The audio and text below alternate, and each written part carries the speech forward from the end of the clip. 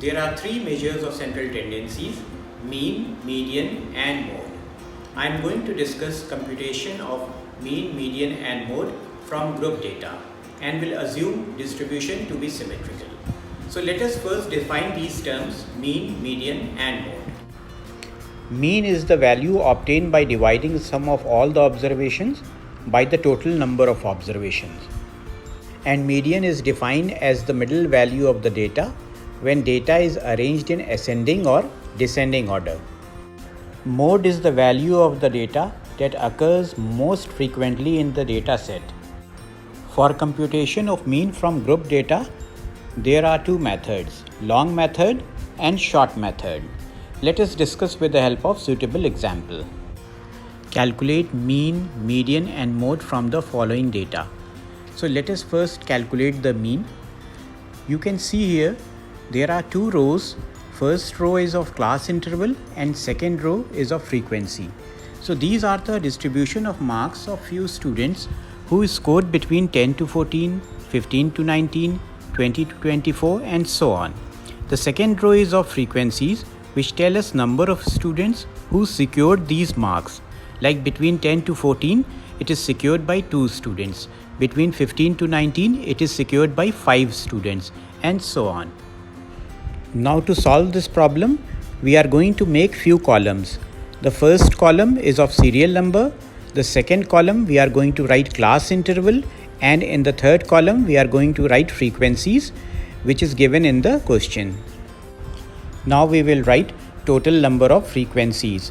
So we will sum up all the frequencies and write below, which is represented by n. So n is total number of frequencies, which is equal to 50.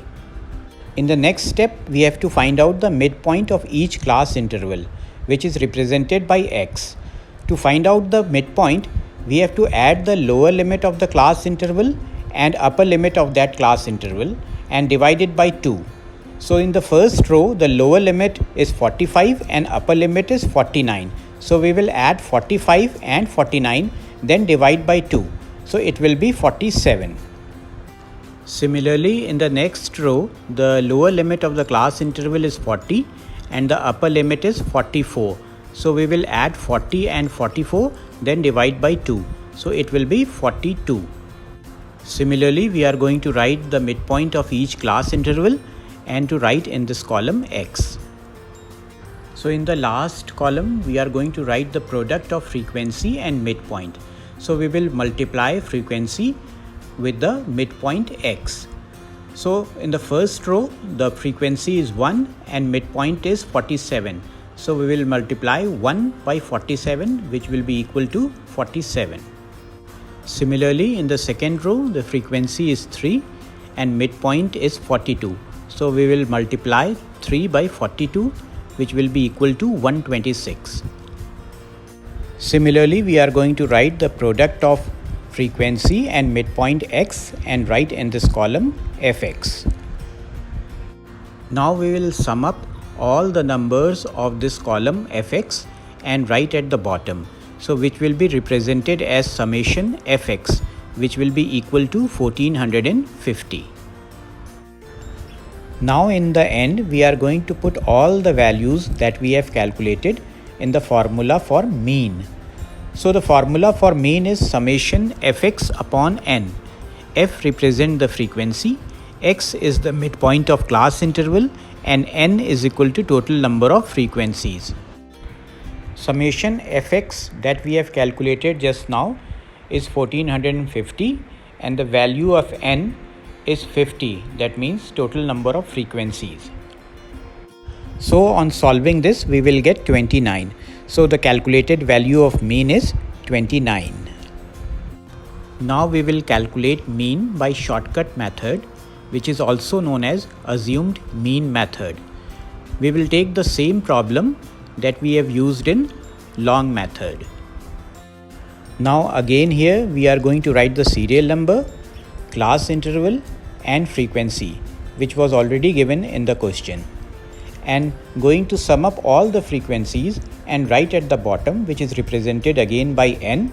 So n is equal to total number of frequencies, which is equal to 50. Now the next important step is to select the class interval where the assumed mean will lie. So we can select somewhere in between where we think that assumed mean will lie. So there are two values, that is serial number 4, that is between 30 to 34, and serial number 5 between 25 to 29. So we can select any these two values, but it is preferred if we select where the frequency is more. So at class interval 30 to 34, the frequency is 15.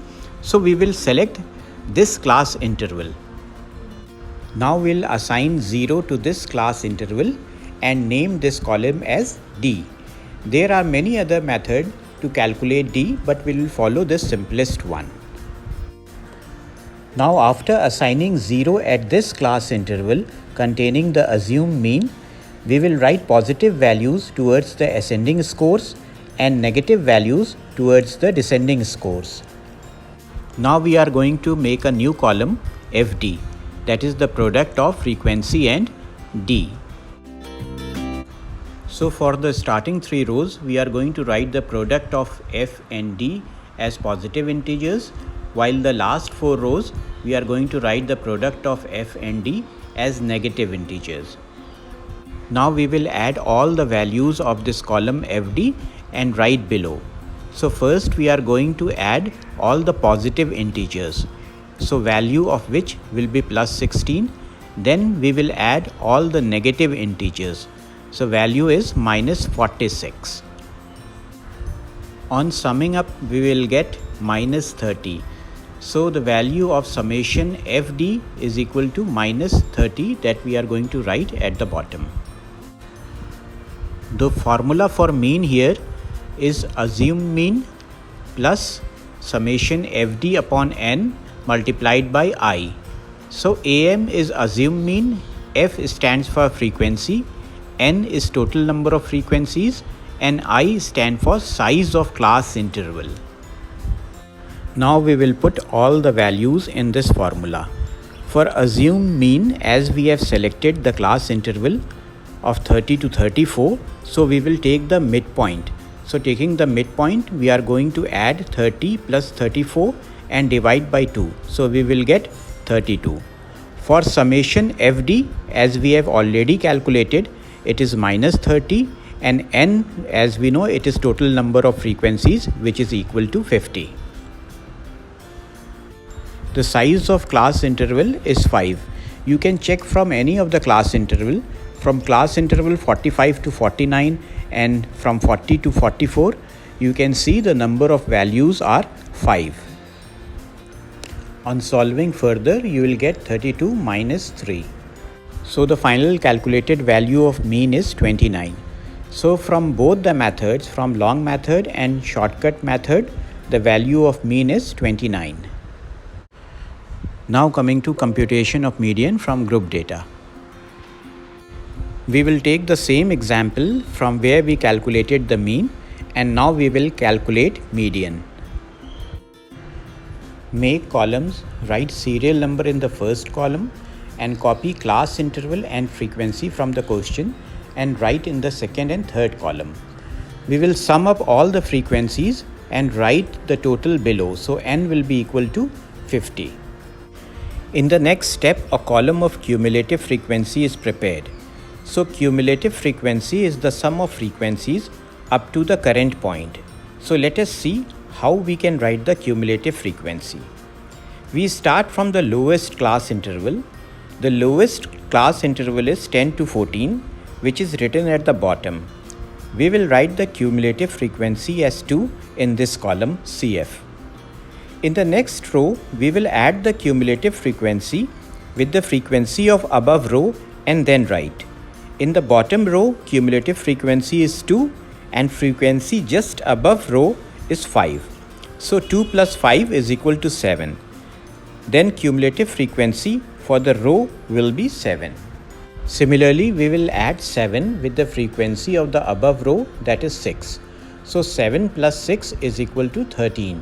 So 13 will be the cumulative frequency for this row. Similarly, we can write the cumulative frequency for all the rows. Now we have to find the median class. We have selected this median class circled with red color. As we all know, median means middle value. So for selecting median class, we will divide the total number of frequencies, that is n, with 2. So n is 50, so 50 divided by 2 will be 25. Now we will check where this will lie. So we will select the row where cumulative frequency is greater than 25 and nearest to 25. So we will select the row where cumulative frequency is 39. 24 is also close to 25, but it is less.